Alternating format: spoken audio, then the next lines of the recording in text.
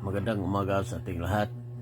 Wednesday, November 27, 2024. Ito po ang salita ng ating Panginoong Diyos na pagkain ng ating kaluluwa, kuha sa Lucas 21:12 hanggang 19. Tatapuat, bago mangyari ang lahat ng mga bagay na ito, ay huhulihin kayo at pag-uusigin kayo na kayo'y ibibigay sa mga sinaguga at sa mga bilangguan, na kayo'y dadalhin sa harapan ng mga hari at mga gobernador dahil sa aking pangalan. Ito'y magiging patutuo sa inyo.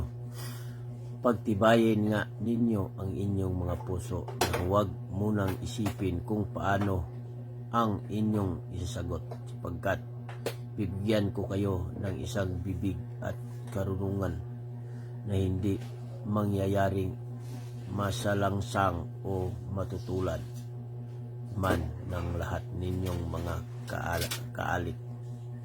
Tatapuat kayo'y ibibigay ng kahit mga magulang at mga kapatid at mga kamag-anak at mga kaibigan, at ipapatay nila ang iba sa inyo, at kayo'y kapupuutan ng lahat ng mga tao dahil sa aking pangalan, at hindi mawawala kahit isang buhok ng inyong ulo.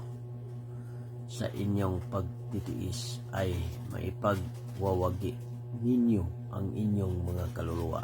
Ito po ang salita ng ating Panginoong Diyos. Don't forget to like, share my post. Thank you. God bless us all.